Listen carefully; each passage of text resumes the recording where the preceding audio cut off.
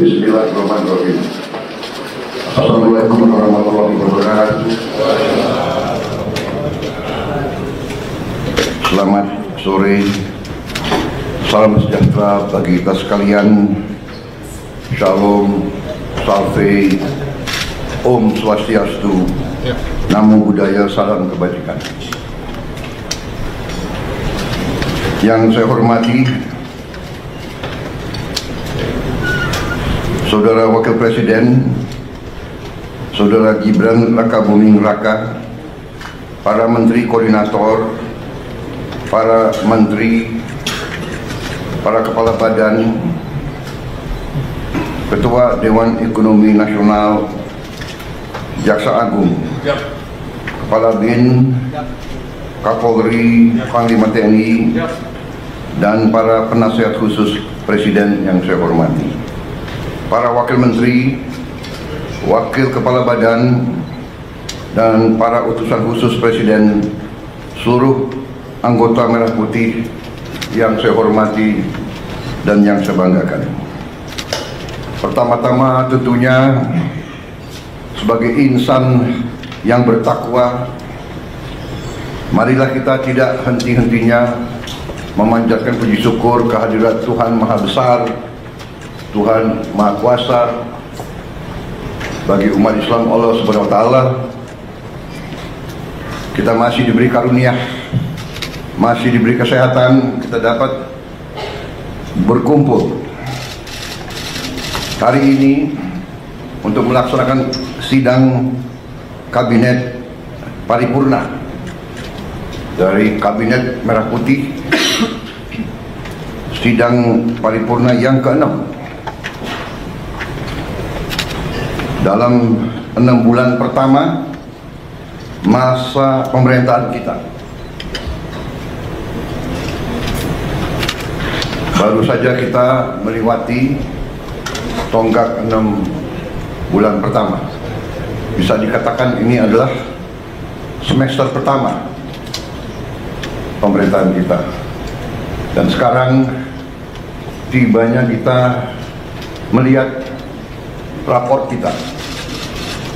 Apakah merah atau memuaskan atau cukup memuaskan atau sangat memuaskan. Kalau kita lihat secara objektif, saya mau katakan bahwa dalam 6 bulan kita memerintah, kita telah mencapai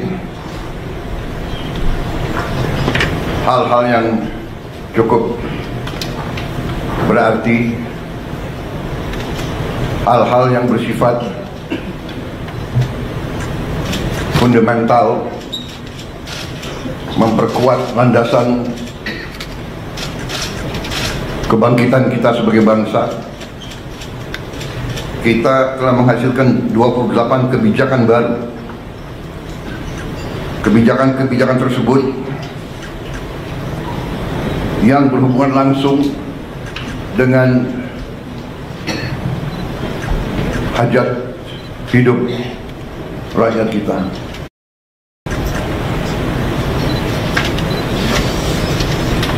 Hal-hal ini kita lakukan dalam waktu yang cukup singkat, yang tidak diperkirakan bahwa kita mampu mencapai itu dalam waktu yang singkat. Walaupun 28 kebijakan baru, namun produk-produk untuk mencapai kebijakan-kebijakan tersebut saya hitung mungkin lebih dari 100, bahkan mendekati 200.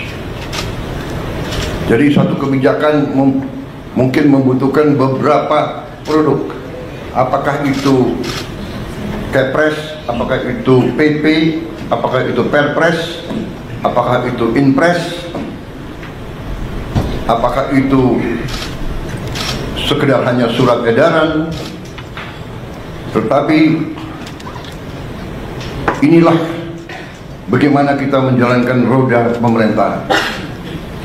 Saudara-saudara sekalian, saya ingin kita secara objektif menilai diri kita. Kalau kita tidak objektif, kita bisa masuk jebakan bahwa kita menganggap diri kita sudah mampu, padahal kita tidak mampu. Kita sudah melihat bahwa arah kebijakan kita benar, padahal tidak benar.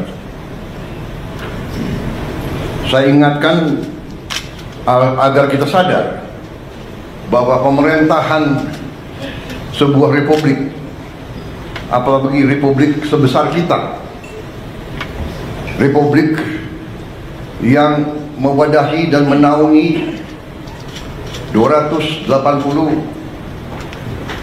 juta manusia lebih,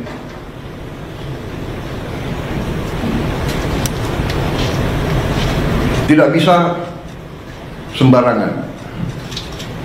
Bisa diibaratkan sebuah pendulum di atas bergerak sedikit, tapi pendulum yang di bawah bergeraknya sangat lebar. Keputusan yang keliru di atas akibatnya tidak mudah bagi mereka yang paling di bawah. Kita harus ingat juga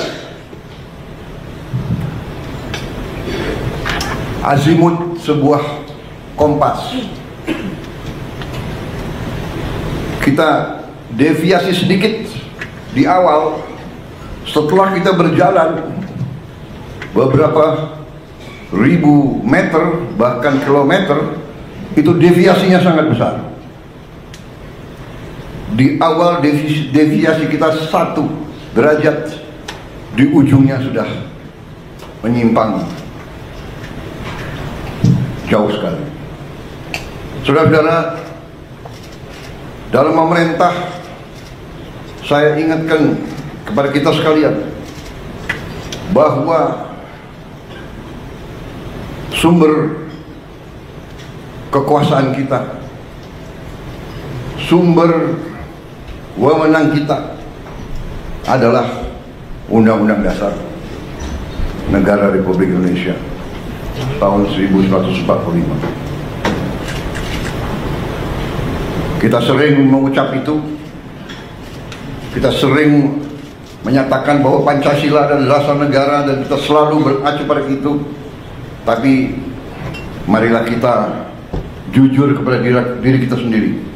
Apakah kita benar-benar sudah menggunakan Pancasila dan Undang-Undang Dasar 1945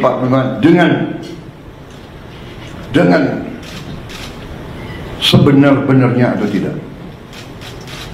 Karena menurut pendapat saya, Undang-Undang Dasar kita, Undang-Undang Dasar 1945, sungguh suatu produk yang luar biasa. Tetapi sebagaimana saya katakan, menurut pendapat saya, elit bangsa telah sadar atau tidak sadar deviasi daripada Undang-Undang Dasar 45.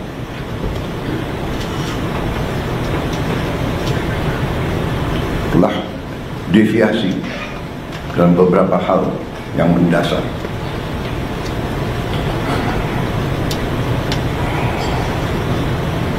Kalau kita deviasi yang saya katakan, di awal penyimpangannya sedikit, di ujungnya penyimpangan besar.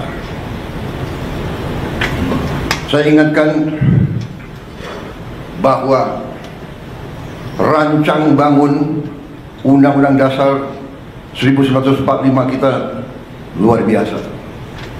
Rancang bangun yang telah dibuat oleh pendiri bangsa kita luar biasa. Kenapa? Karena pendiri-pendiri bangsa kita mengalami penjajahan, mengalami imperialisme, mengalami penindasan mengalami kapitalisme yang dibuat untuk menjaga bahwa rakyat kebanyakan tetap miskin. Pendiri-pendiri bangsa kita mengalami penjajahan imperialis, dua imperialis yang dialami, Barat, Belanda, dan Jepang. Sekarang kita baik, dan kita harus baik. Kita tidak mau dendam. Kita tidak dendam sama bangsa Belanda, tidak dendam. Kita tidak dendam dengan bangsa Jepang. Tapi kita pernah dijajah, pernah ditindas. Kekayaan kita diambil terus menerus.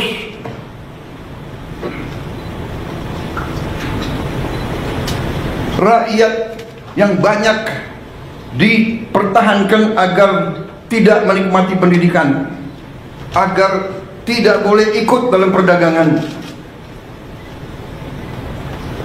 Rakyat kebanyakan suruh jadi buruh dengan upah murah, suruh jadi petani dengan penghasilan murah rendah, suruh jadi nelayan. Ini harus kita ingat, saudara-saudara. Dan alhamdulillah kabinet kita memerintah, dan kita harus berjiwa besar, kita harus objektif. Kita bisa lancar begini, kita bisa bagus begini karena transisi pemerintahan berjalan dengan lancar, dengan baik. Saya dibilang apa itu? Presiden boneka. Saya dikendalikan oleh Pak Jokowi. Ya kan? Seolah Pak Jokowi tiap malam telepon saya. Saya katakan itu tidak benar. Bahwa kita konsultasi, iya, itu seorang pemimpin yang bijak, yang konsultasi, minta pendapat, minta saran. Beliau 10 tahun berkuasa. Saya menghadap beliau, gak ada masalah. Saya menghadap Pak SBY, tidak ada masalah. Saya menghadap Ibu Mega, tidak ada masalah. Kalau bisa menghadap Gus Dur, nggak bisa. Bisa menghadap Pak Harto, ya kan? Menghadap Bung Karno kalau bisa. Loh, minta pandangan, minta saran. Pak Jokowi berhasil 10 tahun, orang suka tidak suka. Masalah ijazah dipersoalkan. Nanti ijazah saya ditanya-tanya. Iya kan? Ini ada wartawan banyak ya. Bukan, saudara-saudara ya. Kita ini di mana-mana saya katakan, dunia ini sedang penuh ketidakpastian. Ya. Dunia penuh dengan ketidakpastian. Kita rasakan sekarang. Kita rasakan, kita jujur, kita rasakan. Sekian puluh tahun kita menjadi the good boy. Ya kan? Ada negara yang besar, negara yang kuat. Bilang ke kiri, ya monggo. Bilang ke kanan, monggo. Kita ikut World Bank, kita ikut IMF, kita ikut. Ya kan?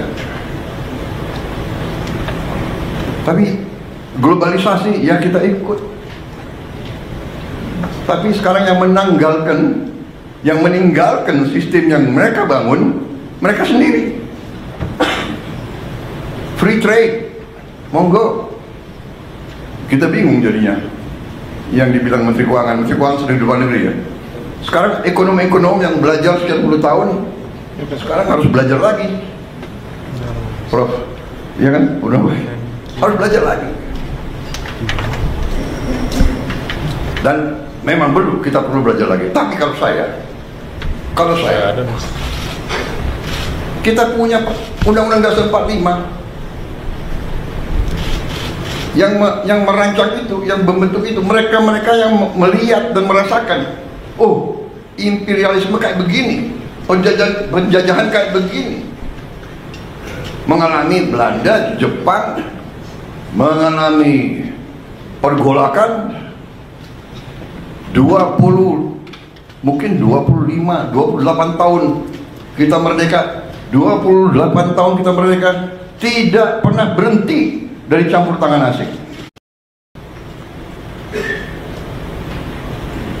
Peristiwa Madiun seolah itu komunis, ternyata yang membawa Musa Semaun semua itu adalah Belanda, difasilitasi oleh Belanda.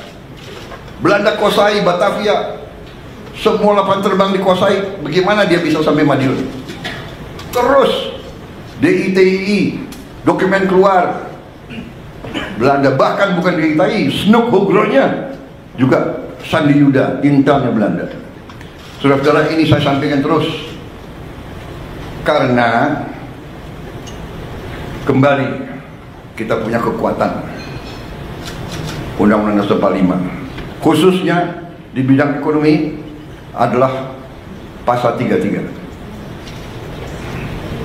Kalau disimak, setiap negara yang sedang bangkit punya semacam pasal 33.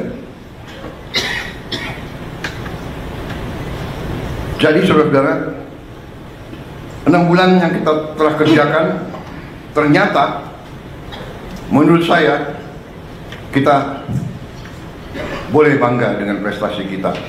Dan untuk itu saya ingin mengatakan bahwa sungguh-sungguh saya apresiasi, saya terima kasih kepada semua menteri, wakil menteri, kepala badan, wakil kepala badan dalam tim kita, dalam kabinet merah putih. Saya merasa kita bisa mencapai ini karena kerjasama yang baik di antara kita. Saya merasakan teamwork. Dalam 6 bulan kita kabinet paripurna hanya 6 kali. Ratas-ratas juga tidak terlalu sering. Saya paham sebagian dari Anda mungkin ketemu saya tidak sering yang kita inginkan, tetapi hasil kita, hasil diskusi kita, hasil keputusan kita terwujud, terlaksana, dan dirasakan oleh rakyat Indonesia. Saudara-saudara, apa yang ingin saya sampaikan?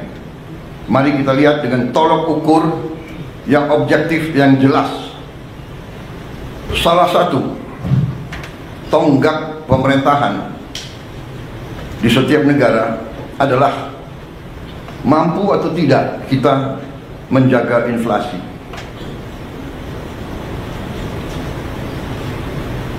Inflasi kita salah satu terendah di dunia, mungkin di antara 5 negara yang terendah di dunia. Mungkin inflasi yang lebih rendah dari kita mungkin Tiongkok, Mendagri. Ini prestasi, dan saya harus katakan jujur, ini bukan karena Mas Gibran ada di sebelah saya, bukan. Ini objektif. Ini salah satu hasil daripada kepemimpinan dan manajemen Pak Jokowi. Mungkin pengalaman beliau sebagai wali kota membuat beliau ngerti bagaimana memanage inflasi yang mungkin nggak ada di buku, nggak diajarkan di Harvard atau di MIT. Ada lulusan Harvard nggak di sini? Saya tidak. Saya sangat kagum sama Harvard. Saya ingin masuk dulu, nggak bisa masuk. Bisa masuknya ke toko bukunya aja. Yang penting Harvard. Wih, ini kebablasan nih, kok wartawan terus di sini. Tapi kita demokratis ya. Coba angkat tangan yang mengizinkan wartawan tambah 5 menit di sini. Angkat tangan. Oke. Demokrasi, Anda boleh di sini 5 menit lagi. Nggak apa-apa, karena ini sesuatu yang baik ya. Bahwa saya sebagai, bisa dikatakan saya adalah di sini apa ya, sebagai manajer tim ya. Loh, kalau tim saya berhasil ya saya harus muji dong. Benar nggak? Nggak apa-apa. Saya merasa teamwork kita bagus. Saya merasa garis yang kita tentukan terwujud di lapangan. Inflasi terwujud. Banyak negara mau belajar bagaimana mengendalikan inflasi dari kita. Mendagri gak usah diceritain deh. Iya dong. Apa itu? Rahasia dapur jangan dibuka semua, kecuali kawan. Kalau kawan mau belajar boleh. Saudara-saudara, yang kedua, tolok ukur yang bisa dirasakan, yang saya rasakan juga. Saya rasakan karena saya sudah lama jadi orang Indonesia. Dan saya waktu anak kecil, orang tua saya Menteri Perdagangan. Jadi saya lihat bagaimana setiap lebaran, setiap akhir tahun, orang tua saya tegang. Pak Mitro hitung, kumpulin setiap item, dicek. Sampai Pak Mitro pernah di Tanjung Priok, di dermaga nungguin kapal. Pemerintah waktu itu mau intervensi karena krisis pangan, harga-harga juga menjulang, sehingga pemerintah intervensi. Pemerintah bertindak menjamin di hari-hari kritis bahan-bahan tersedia. Dan sekarang pemerintah yang saya pimpin, saudara-saudara, berhasil menjaga stabilitas harga pangan di saat-saat yang selalu harga pangan kurang bisa dikendalikan. Akhir tahun, Natal, akhir tahun, dan Lebaran. Alhamdulillah, akhir tahun, Natal, dan Lebaran tahun ini, di masa pemerintahan kita, harga-harga aman, stok pangan tersedia. Ini pekerjaan saudara-saudara sekalian. Yang di lapangan kalian, yang ngecek harga kalian. Mudik berjalan dengan lancar. Saya dapat laporan mudik kita adalah sekarang terbaik sepanjang sejarah. Angka kecelakaan terendah sepanjang sejarah, turun 30%. Dan meningkat yang mudik, lebih besar dari tahun yang lalu. Ada kelompok-kelompok negatif ya, mudiknya berkurang. Kalau lancar dibilang mudiknya berkurang. Tidak, lancar karena pengendaliannya lancar. Dan ada keberanian ambil keputusan oleh menteri-menteri kita, oleh Kapolri, oleh Panglima TNI, oleh Menteri Perhubungan, memberi saran kepada saya, Pak, bisa nggak kita laksanakan work from everywhere? Ini baru juga ini saya kira. Di dunia ada work from everywhere. Orang Indonesia kalau kreatif boleh juga. Jadi mereka pulang sudah jauh sebelum libur. Kalau itu Indonesia semangat itu. Pulang sebelum libur.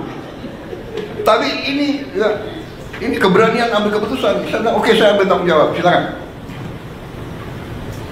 Jadi Ini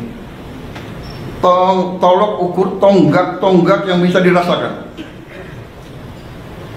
Belum lagi masalah-masalah sekian puluh tahun yang lalu, hutang orang kecil yang sebenarnya sudah dihapus oleh bank-bank masih dituntut. Jutaan petani kita, jutaan rakyat kecil kita tidak bisa pinjam lagi, terpaksa dia pinjam dari rentenir, dari pinjol, pinjaman online, rentenir yang gila, bunganya harian, luar biasa. Kita hapus, kita ambil tindakan-tindakan yang harus kita ambil dengan beberapa risiko. Tetap dalam kerangka pengendalian APBN yang prudent. Kita disiplin kepada diri kita sendiri. Kita menjaga bahwa kita pelihara defisit kita tetap 2,5% dari GDP kita. Tidak ada kewajiban. Uni Eropa saja yang lahir dengan angka tersebut dalam perjanjian Maastricht, ya. Tahun berapa itu? Maastricht, Pak Anggito, 2090-an. Maastricht Treaty mematok defisit anggaran untuk anggota-anggota Uni Eropa di 3%. Kita karena ingin menjadi nice boy, kita ikut Maastricht Treaty. Untuk kita tidak akan punya defisit lebih dari 3%. Padahal saudara-saudara, Jerman, Prancis, Itali, mereka sudah jauh di atas 3%. Mereka melanggar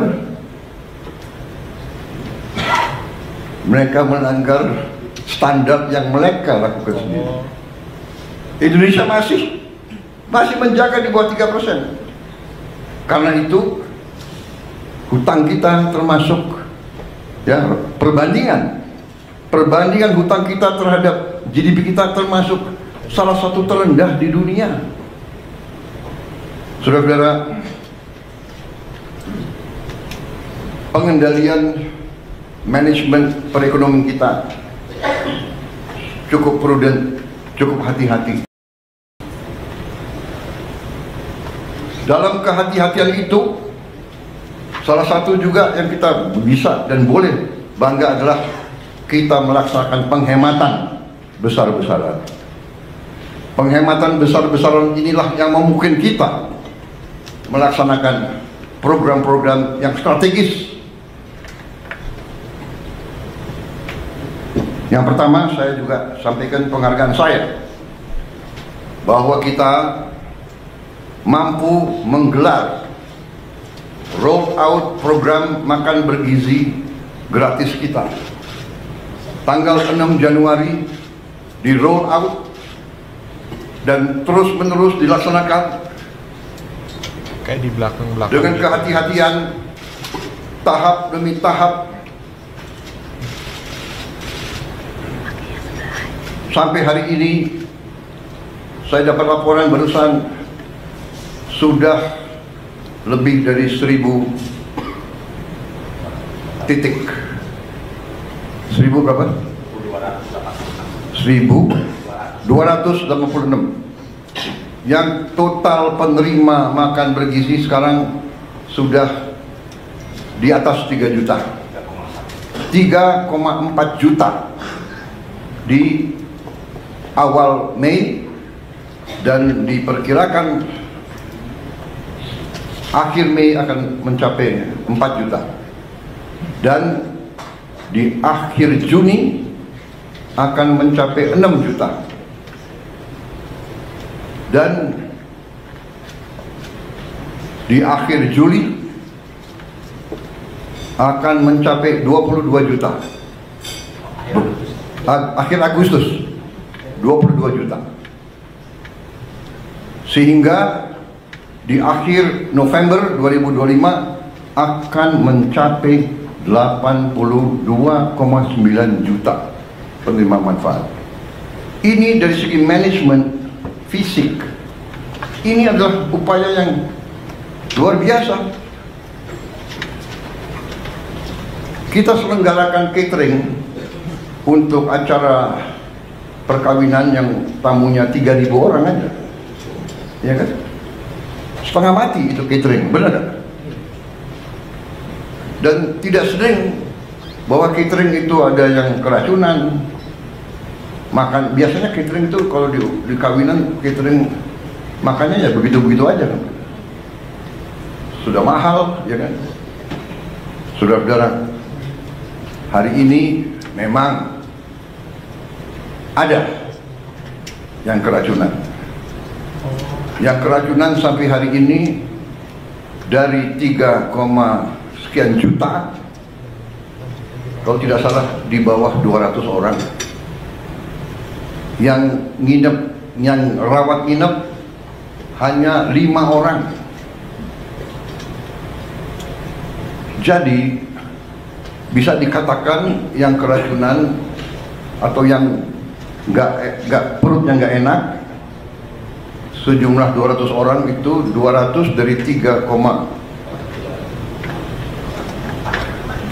sekian juta, kalau tidak salah adalah 0,005.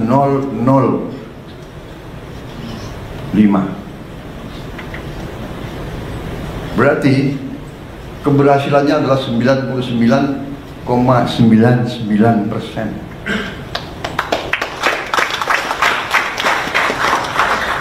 Di mana ada usaha, ya, usaha manusia, di mana di bidang pekerjaan apapun, kalau 9,99% keberhasilan, oke dong. Walaupun kita tidak boleh cepat puas, Pak Dadan, ya. Kita harus lihat nanti Desember 2025.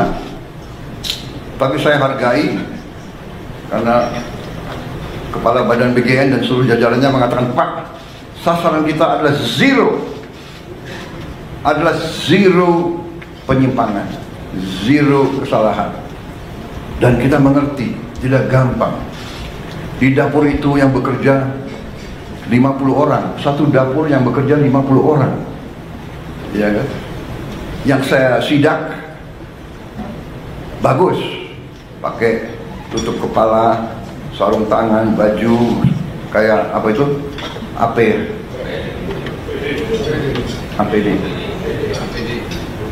Apa singkatan APD yang untuk COVID dulu loh? Alat pelindung diri. Alat pelindung diri. Ada. Harus buka sepatu. Presiden disuruh buka sepatu. Saya patuh. Presiden buka sepatu. Ada pas pampres yang nggak buka sepatu.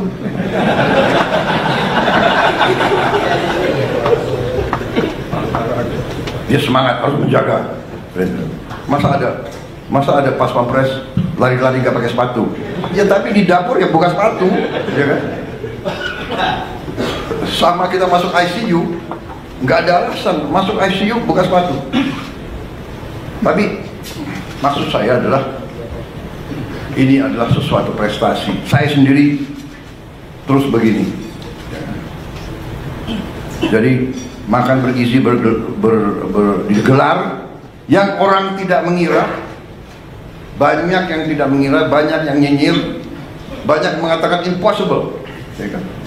Nah itulah kita buktikan dengan niat baik, dengan tekad, dengan menggunakan rumus-rumus yang benar. Pemerintahan itu matematik kok. Kalau niat baik, rumus benar, pelaksanaannya bertekad yang baik, insya Allah akan mencapai sasaran.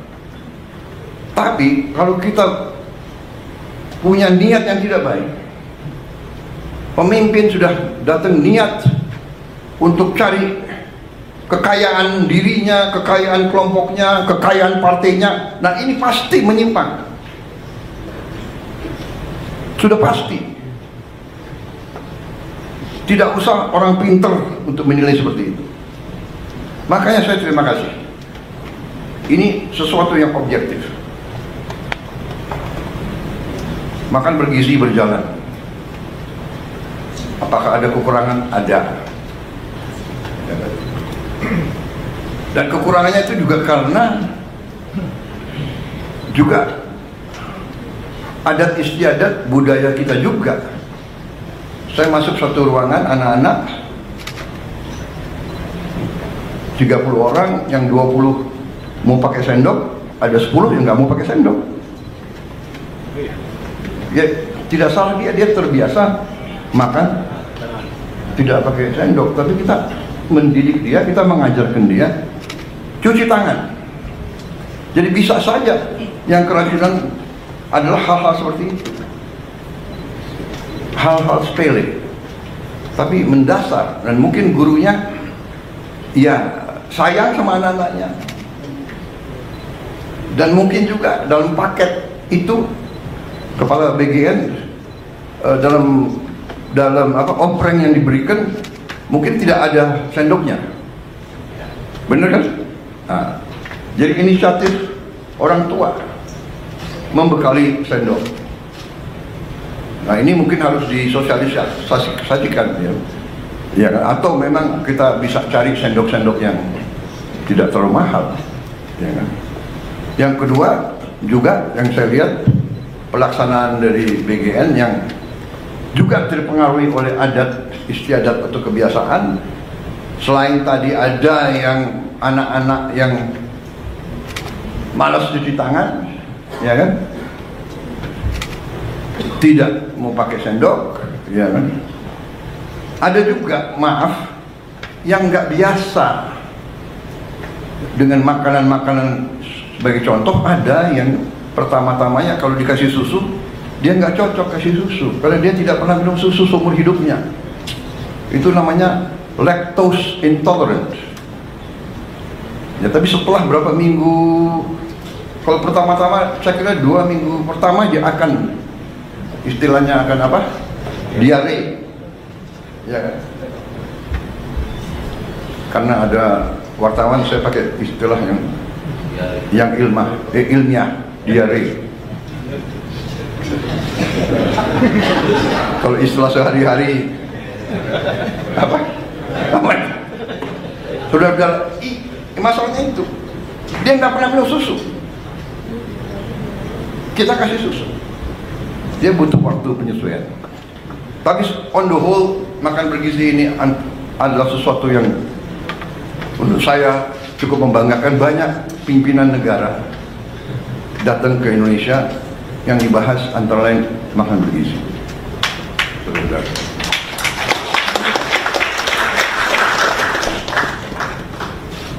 Tanggal 7, yaitu lusa,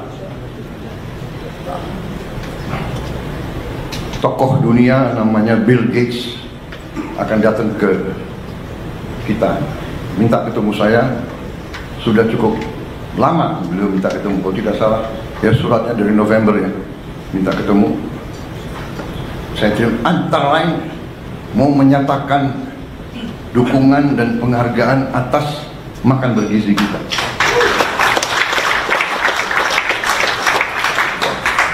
Saya merasa sangat besar hati, tapi saya merasa jangan muji kita, kita belum berhasil. Kita berhasil insya Allah Desember 2025. Kalau kita buktikan bahwa kita bisa menyelenggarakan 80, kita bisa antar makanan tiap hari ke 82,9 juta rakyat kita dalam keadaan bersih, keadaan aman, keadaan bergizi, pada saat itulah boleh kita terima ucapan selamat. Tapi karena beliau mau datang, beliau saya dengar mau menyatakan solidaritas sama kita, bahkan beliau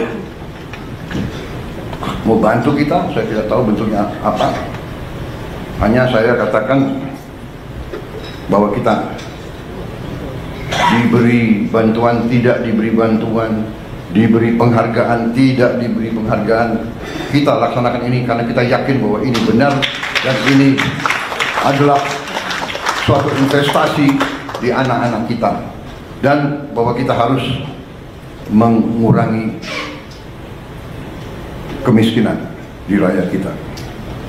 Saya sering terharu. Saya dapat laporan dari Menteri Sosial, baru datang dari Jawa Tengah. Beliau cerita, karena kita juga dalam waktu dekat akan buka minimal 100 sekolah berasrama yang dialamatkan untuk saudara-saudara kita, rakyat kita yang berada dalam kelompok ekonomi yang paling rendah, desil 1 dan desil 2.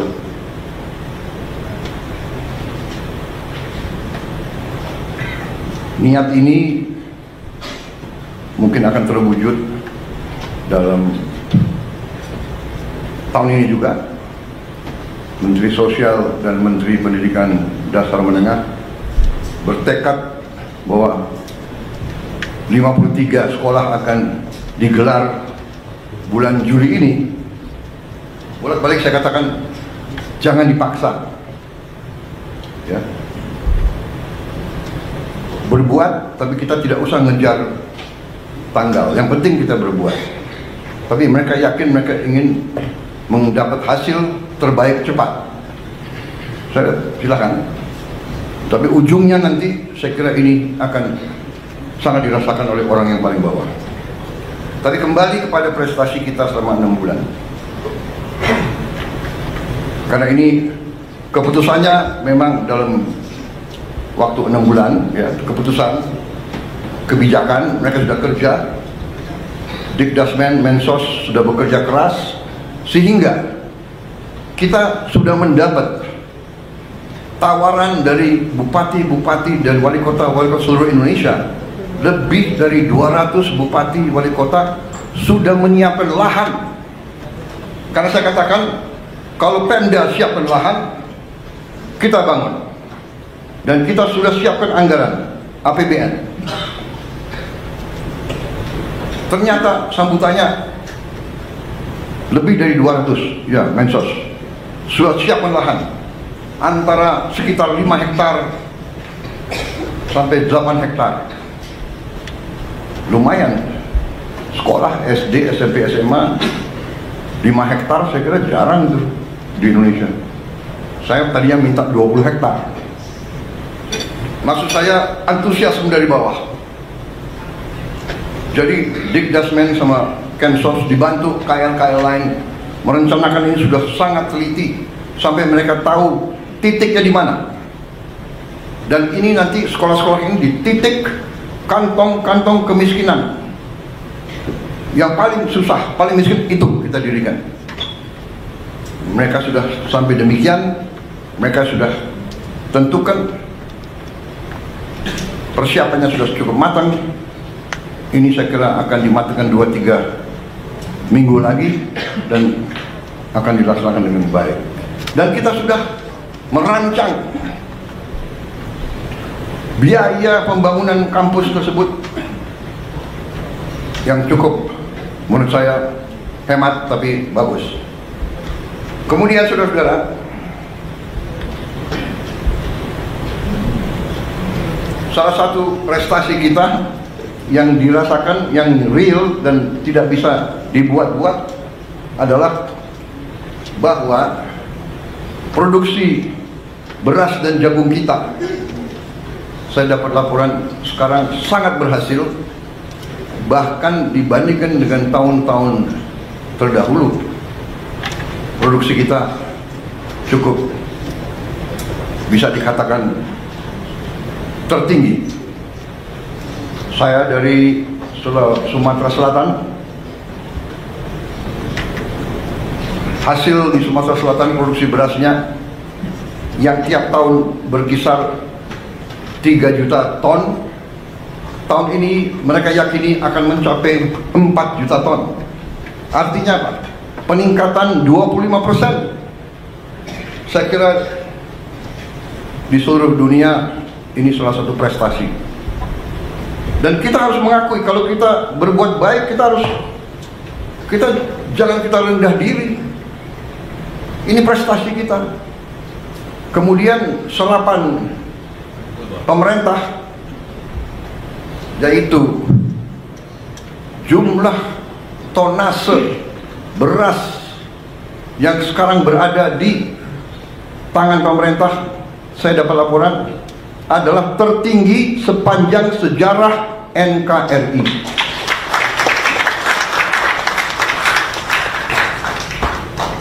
Belum pernah kita, pemerintah, menguasai, memiliki jumlah tonase beras sebesar sekarang. Saudara-saudara, ini suatu prestasi.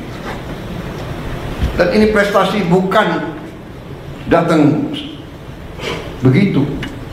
Apalagi pertanian. Pertanian itu yang saya katakan tadi,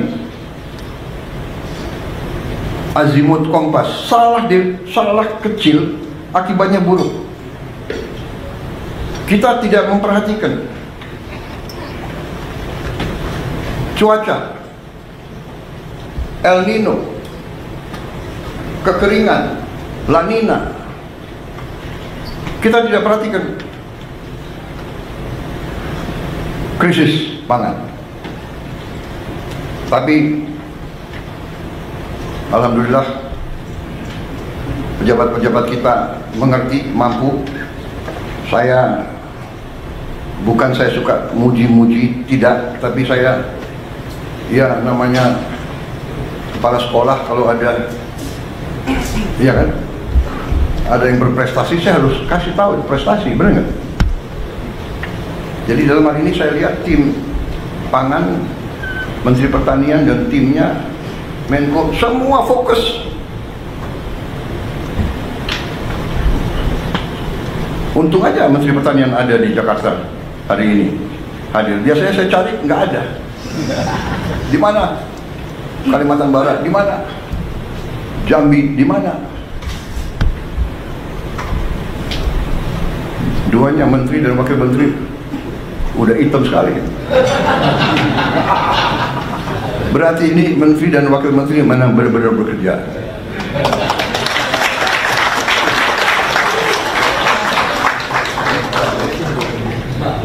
Kalau nggak hitam malah saya curiga.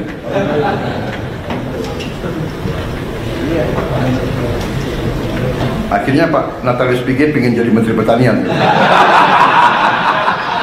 Iya, nggak usah. Jadi ruang AC aja masih.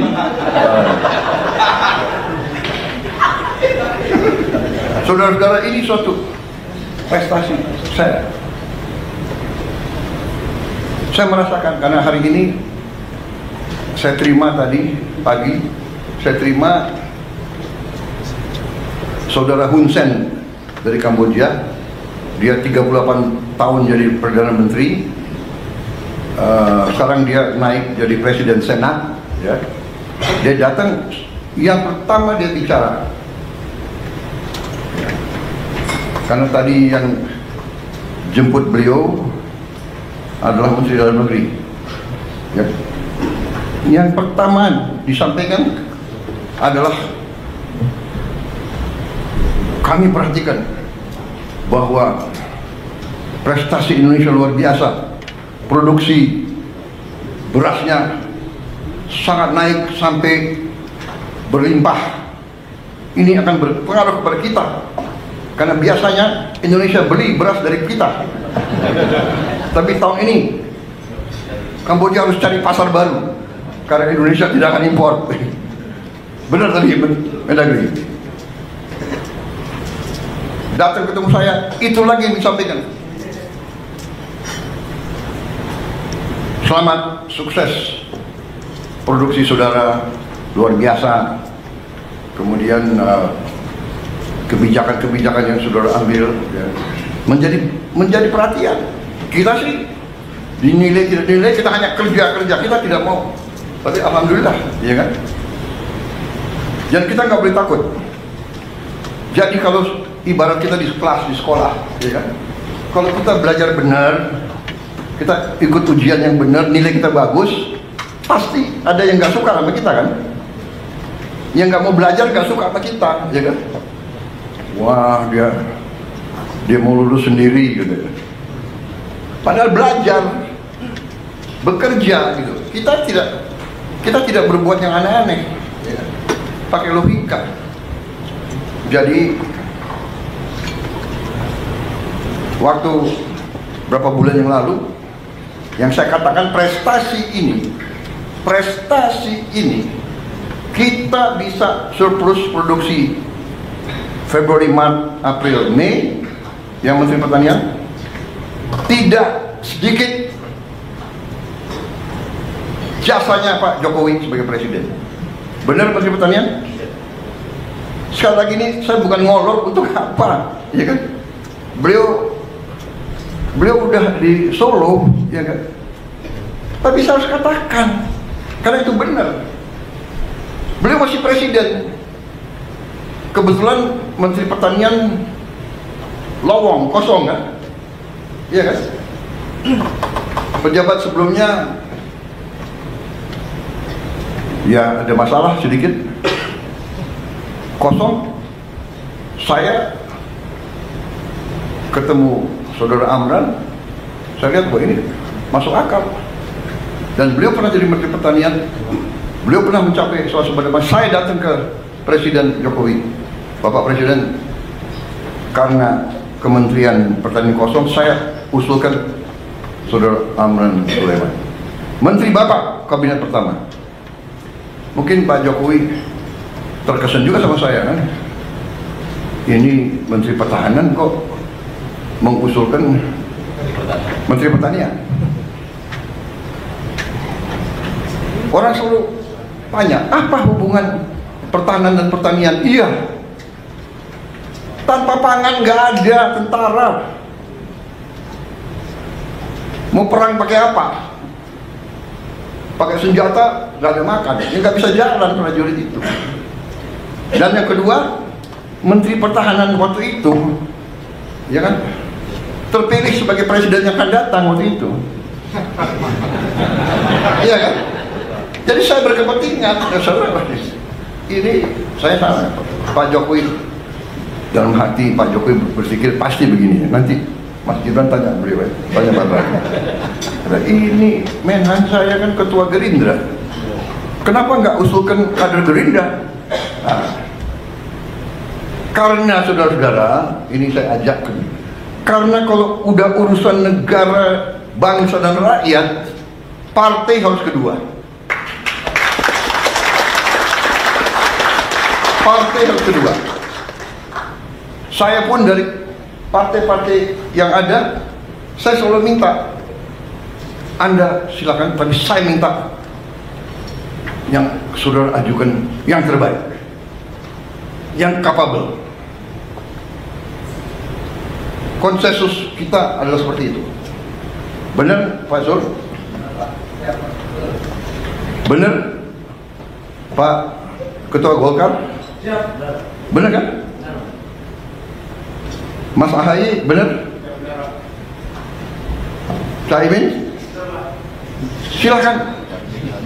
Tapi saya minta yang terbaik. You yakin? Saya terima. Alhamdulillah. Jadi saudara-saudara, akhirnya Pak Jokowi terima, beliau dilantik, dan kita lihat masalah, beliau lihat masalah, kita datang lagi ke Pak Jokowi.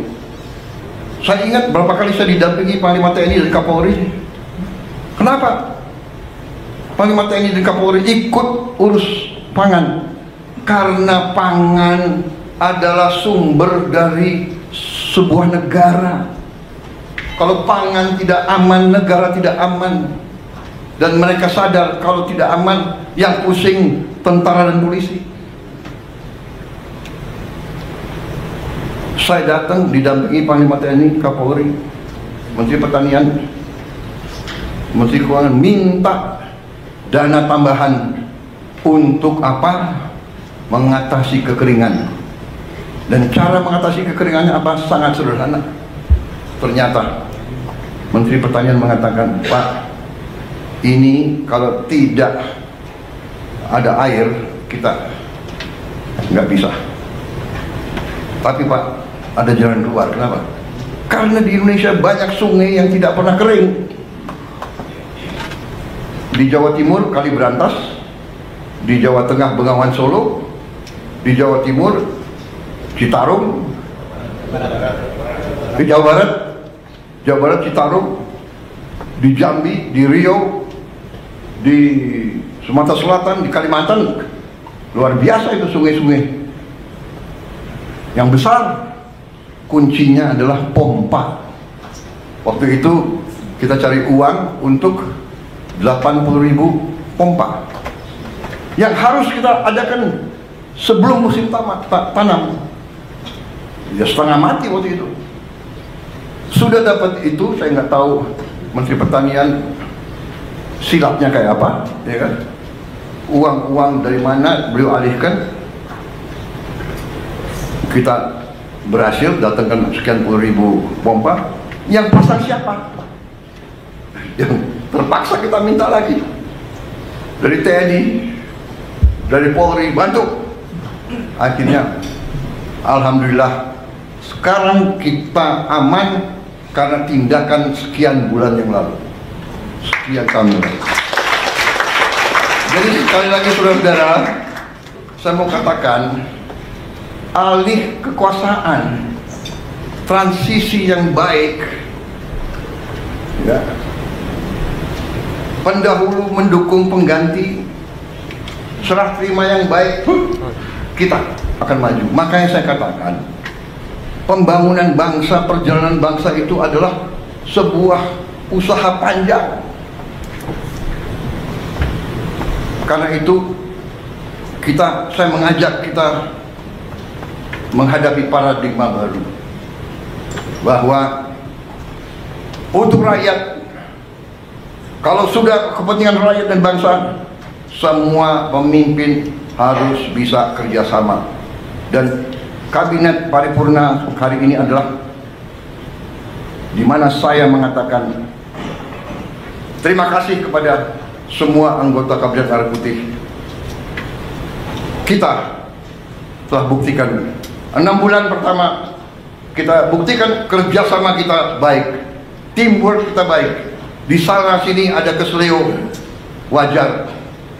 Ada khilaf, wajar. Karena kita ada menteri-menteri yang sudah senior, sudah lama pengalaman. Ada yang baru, ya kan? Ya kan, baru menjabat. Saya aja baru menjabat berapa hari presiden, salah jalan di Istana Merdeka. Bener, cari WC, di mana WC? Wajar. Jadi kita sudahlah, saya ya kan, ada mungkin juru bicara saya keseleo. Ya namanya manusia, dia juga baru menjabat, benar nggak? Iya kan? Kalau yang senior salah bicara, salah. Ya. Senior, ya. Erlangga salah bicara, nggak bisa. Benar nggak? Ini yang baru-baru ini, benar nggak? Natalius Pigai, ya maklum lah. Pak Natalius Pigai itu sekarang pakai sepatu, pakai kaos kaki. Ini nanti dicek loh, anggota kabinet yang nggak pakai kaos kaki ini.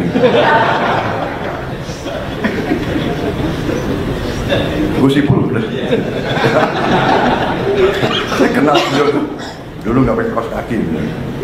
Jadi saudara, ya apa yang kita mencapai ini bukan hal-hal kecil. Saya kira buruh mengatakan bahwa sekarang hampir semua kesulitan mereka pemerintah sekarang paham, dan pemerintah sekarang akan membela dan memperjuangkan hak-hak buruh. Tapi saya juga ingatkan kepada buruh, kita akan bela Anda karena Anda anak-anak kami.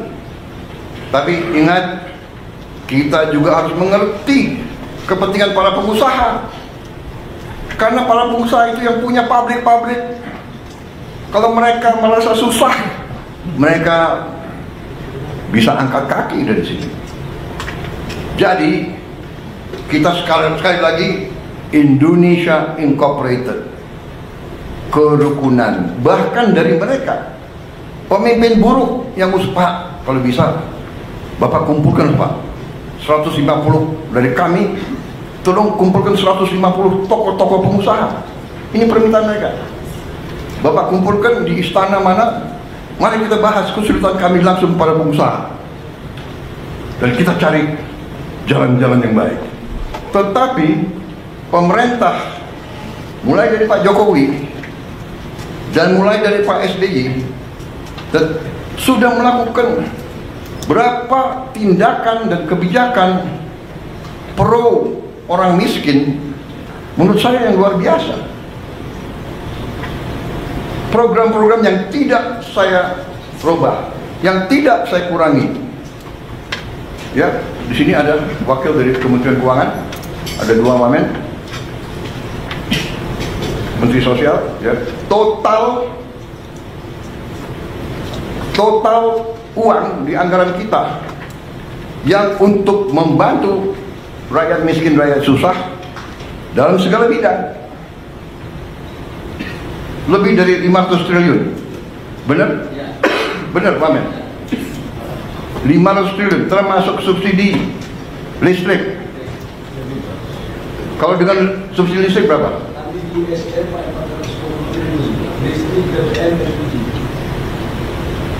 Di Kemsos 500.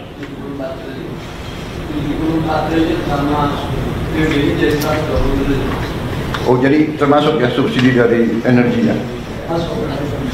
Totalnya semua 500 ya? 500 triliun.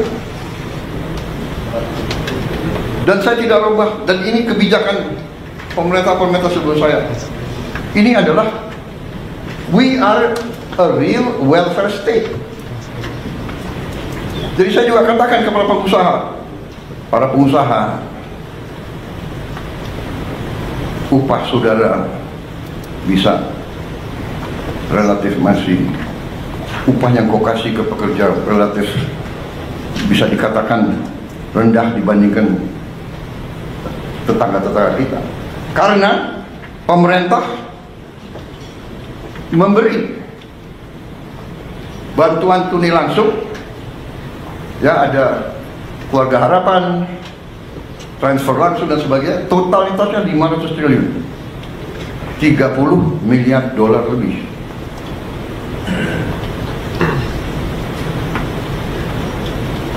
Belum makan bergizi, ini keberpihakan lagi, anaknya buruh, anaknya semua diberi makan, yang nanti akhir tahun ini jumlahnya adalah 170 triliun, berarti 10 miliar dolar lebih. Jadi yang tadi 30 miliar dolar plus 40 miliar dolar untuk membantu desil 1, 2 dan kelas menengah juga. Jadi saudara, kita terus, ratusan kebijakan kita tolong dipelajari, ya, untuk juga pertama kali kita pangkas semua sistem distribusi pupuk yang penuh dengan keruwetan, langsung dari pabrik ke kelompok tani. Kita meninggalkan 144 peraturan, tidak ada lagi perlu izin gubernur, bupati. Ini yang diminta petani, ini yang mereka dapatkan. Kita sederhanakan, produksi naik, Juga mereka menyampaikan terima kasih. Lebih dari 100 juta petani merasakan penghasilan mereka naik karena kita tegakkan harga dasar gabah kering panen. Dan kita wajibkan penggiling-penggiling padi. Dan saya memberi peringatan, penggiling-penggiling padi yang bandel, yang beli setelah panen, yang beli dengan harga serendah-rendahnya, kita cabut izin usahanya. Saya tidak main-main, karena di tangan saya adalah Undang-Undang Dasar 1945 pasal 33 yang memberi saya wewenang sumber-sumber produksi yang menguasai hajat hidup orang banyak dikuasai oleh negara dan dipergunakan sebesar-besarnya untuk kemampuan rakyat, dan saya tidak akan ragu-ragu menggunakan itu. Saya tanya hakim-hakim agung, ini bagaimana interpretasinya? Tidak usah diinterpretasi, Pak, itu sudah jelas. Apakah penggiling padi menguasai hajat hidup orang banyak? Menguasai. Jadi dia harus ikut. Anda boleh untung, tapi jangan untung sebesar-besarnya di atas penderitaan petani. Tidak bisa. Silakan pilih. Anda mau operasi atau Anda kita tutup. Polis lain. Saudara-saudara, dahsyat itu pasal 33. Kita Indonesia Incorporated, pengusaha harus untung. Tapi jangan mau untung sebesar-besarnya di atas penderitaan rakyat. Tidak. You untung, boleh, rakyat juga harus untung, petani harus untung. Dan ini dilaksanakan di banyak negara. Saya bukan orang pinter. Kalau perlu saya nyontek orang pinter. Tapi bukan di sekolah. Best practice, boleh kita copy. India sudah melaksanakan ini sudah puluhan tahun. Alhamdulillah, dengan ketegasan kita, petani merasakan. Mereka mengatakan belum pernah menerima penghasilan setinggi ini musim panen yang kemarin. Jadi ini terus, ya. Saya dapat laporan stok beras tadi sudah saya katakan tertinggi selama 57 tahun terakhir. Saudara-saudara, ini semua sudah kita capai. Salah satu prestasi kita adalah, ini wartawan kok lebih dari 5 menit ya? Demokrasi, bagaimana? Boleh terus atau tidak? Terus. Boleh. Nanti kalau bagian saya marah-marahin menteri, nah kalian keluar. Ini kalau muji-muji boleh di sini ya. Jadi saya sekarang ini harus cari-cari kesalahan menteri-menteri saya aja.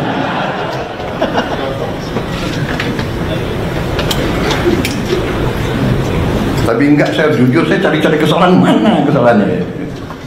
Saya lihat saudara bekerja dengan baik kok, ya kan?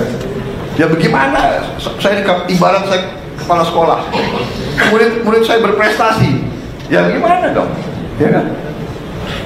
Yang nakal-nakal tegur, ya kan? Saudara, salah satu prestasi yang perlu kita catat adalah kita berhasil membentuk suatu dana investasi, konsolidasi aset-aset kita, dan antara Daya Anagata Nusantara yang berhasil kita lakukan dalam 4 bulan pemerintahan kita. Kalau tidak salah, bulan Februari 24. Benar ya? Februari 24 kita sudah hitung tanggalnya. Harinya hari Kamis atau tidak ya? Pokoknya 24 Februari 2025. 2 tambah 4 6, ya kan? Bulan 2 6 tambah 2 8. Ke 2025 adalah 9 ya. 8 tambah 9 17. 1 tambah 7 8. Berarti itu tanggal baik dan antara berhasil.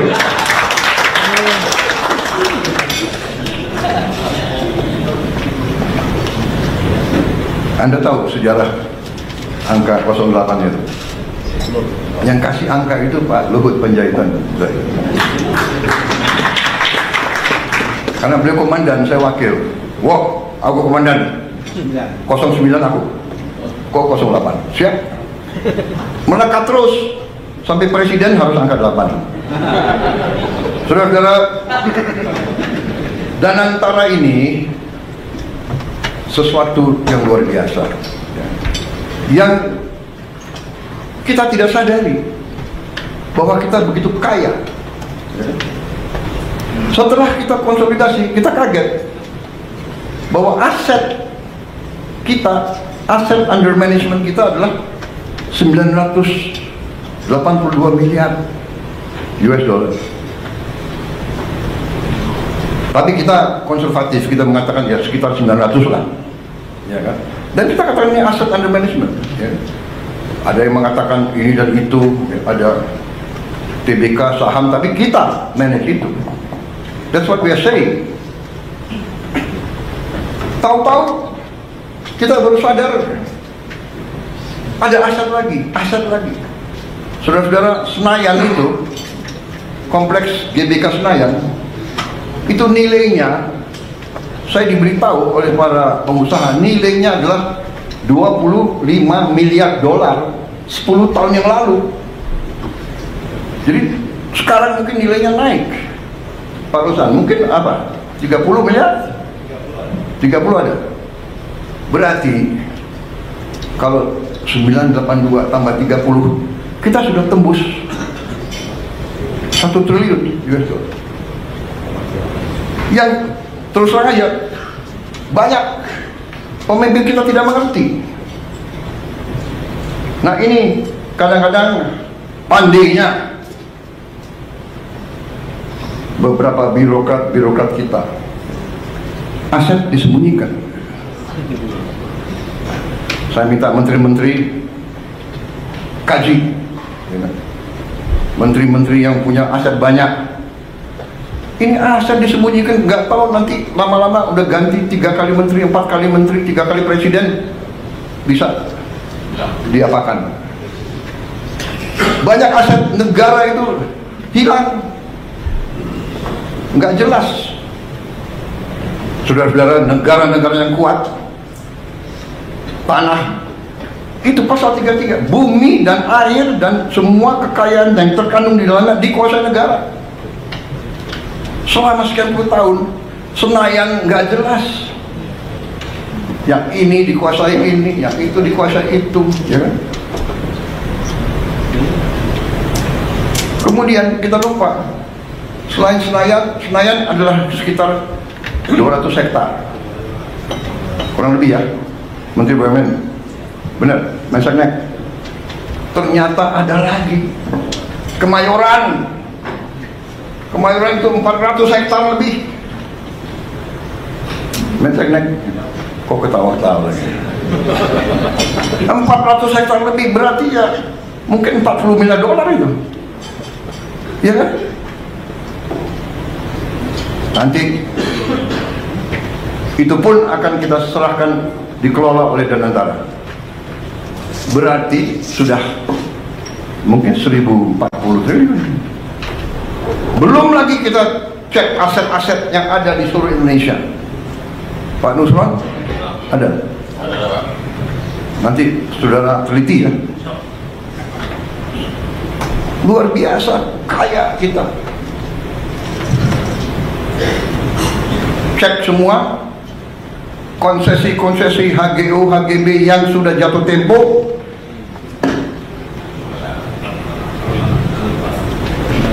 kembali ke negara. We are very rich.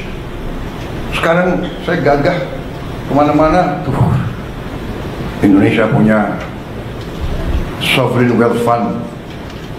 Waktu 900 miliar pun orang sudah terkagum-kagum, ya kan? Apalagi sekarang sudah 1 triliun. Disangka uang itu banyak yang kita mau bagi-bagi, padahal kita butuh mengelola dengan sebaik-baiknya. Saudara-saudara, saya kumpulkan Danantara kemarin. Terima kasih Menteri BUMN, terima kasih Ketua Belantara. 800 BUMN saya kumpulkan di Senayan. Waduh, ini ada wartawan. Baik, terima kasih wartawan.